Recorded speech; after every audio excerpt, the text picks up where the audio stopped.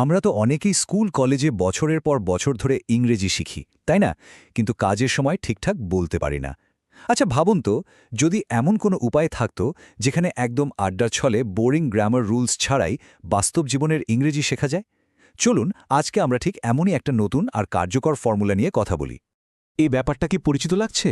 মানে মাথায় হয়তো অনেক শব্দ আছে, নিয়মকানুনও জানা, কিন্তু কারোর সাথে কথা বলতে গেলেই সব যেন হাওয়া। মনে হয়, আরে শব্দটা তো জানতাম, এখন মুখে আসছে না কেন? এর আসল কারণটা কি জানেন?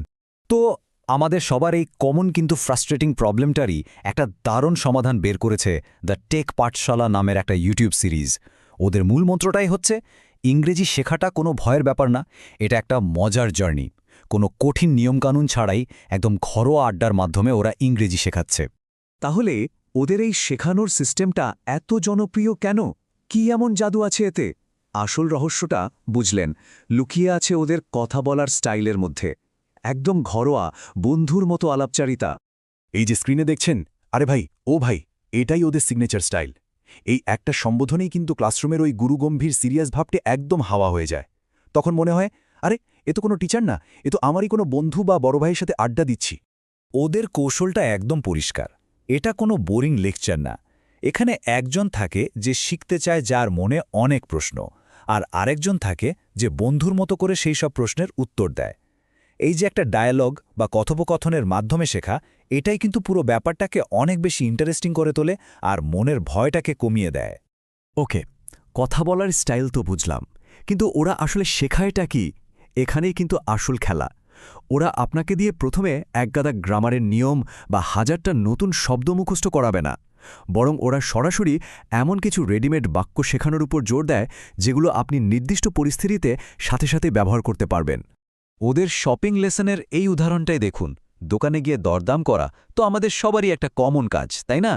তো কোনো জিনিসের দাম বেশি মনে হলে আপনি বলতে পারেন ইটস টু এক্সপেন্সিভ, আর তারপরই আপনার আসল অস্ত্রটা ব্যবহার করতে পারেন, can you give me a discount? দেখছেন কত সিম্পল? এই পয়েন্টটা কিন্তু খুবই গুরুত্বপূর্ণ। Can you give me a discount? এটা আসলে শুধু একটা ইংরেজি বাক্য শেখা না, এটা হলো আপনাকে একটা বাস্তব পরিস্থিতির জন্য একটা টুল বা অস্ত্র দিয়ে দেওয়ার মতো। যখন আপনি শেখার সাথে সাথেই সেটার বাস্তব প্রয়োগ দেখেন, তখন শেখাটা আর বোঝা মনে হয় না, মূল্যবান মনে হয়। ধরুন শপিং করতে গিয়ে একটা জামা পছন্দ হলো, এখন তো ট্রাই করে দেখতে হবে, তাই না? তখন কি বলবেন? খুব সহজ, can I try this on? অথবা আপনার সাইজেরটা আছে কিনা জানতে চাইলে বলুন, do you have this in my size? অন্য কোনো কালার দেখতে চাইলে, do you have any other colours? মানে একটা পরিস্থিতির জন্য যা যা লাগতে পারে সবই রেডি। আর সবচেয়ে মজার ব্যাপার হলো, ওদের লেসেনগুলো কিন্তু একটা বাস্তব ঘটনার শুরু থেকে শেষ পর্যন্ত সাজানো থাকে। যেমনটা দেখছেন, দোকানে ঢুকে আম জাস্ট লুকিং বলা থেকে শুরু করে জামা ট্রাই করা, অন্য অপশন দেখা, আর একদম শেষে আই উইল টেক ইট বলে কেনা ফাইনাল করা পর্যন্ত পুরো জার্নিটাই কভার করা হয়।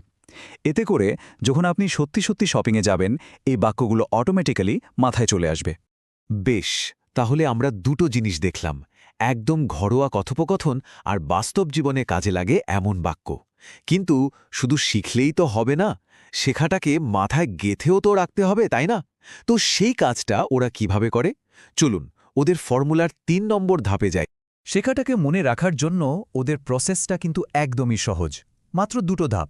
প্রথমত, ওরা লেসনের সবচেয়ে গুরুত্বপূর্ণ শব্দগুলোকে আলাদা করে হাইলাইট করে, আর দ্বিতীয়ত ওরা দর্শকদের দিয়ে অ্যাক্টিভলি প্র্যাকটিস করায়। এই টেবিলটা দেখলেই ব্যাপারটা পরিষ্কার হয়ে যাবে। ওরা পুরো লেসন থেকে ডিসকাউন্ট বা ওয়ারেন্টির মতো একদম কোর শব্দগুলোকে আলাদা করে ফোকাস করে। এতে কি হয় জানেন?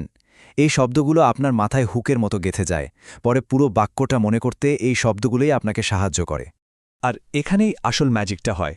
উপস্থাপকরা শুধু লেকচার দিয়েই থেমে যান না। ওরা বারবার দর্শকদের বলেন, আমাদের সাথে বলুন, চলুন একসাথে প্র্যাকটিস করি।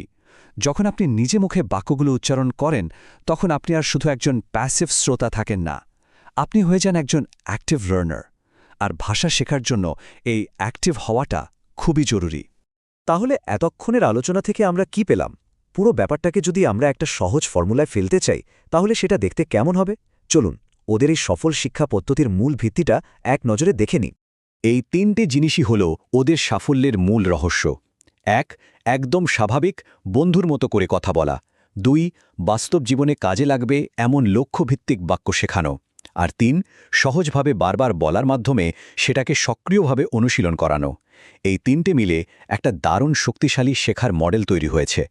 এখান থেকে আমাদের সবচেয়ে বড় শিক্ষাটা হলো এই পদ্ধতিটা শুধু আপনাকে কিছু নতুন শব্দ বা বাক্য শেখায় না, এটা তার চেয়েও বড় একটা কাজ করে।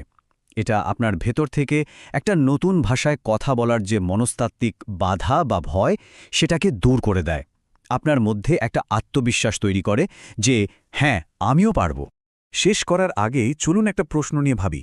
এই যে সহজ, বাস্তবসম্মত আর আত্মবিশ্বাস তৈরির ওপর জোর দেওয়া পদ্ধতি, এটাই কি তাহলে ভবিষ্যতে প্র্যাকটিক্যাল উপায়ে ভাষা শেখার নতুন ব্লুপ্রিন্ট বা মানদণ্ড হতে চলেছে?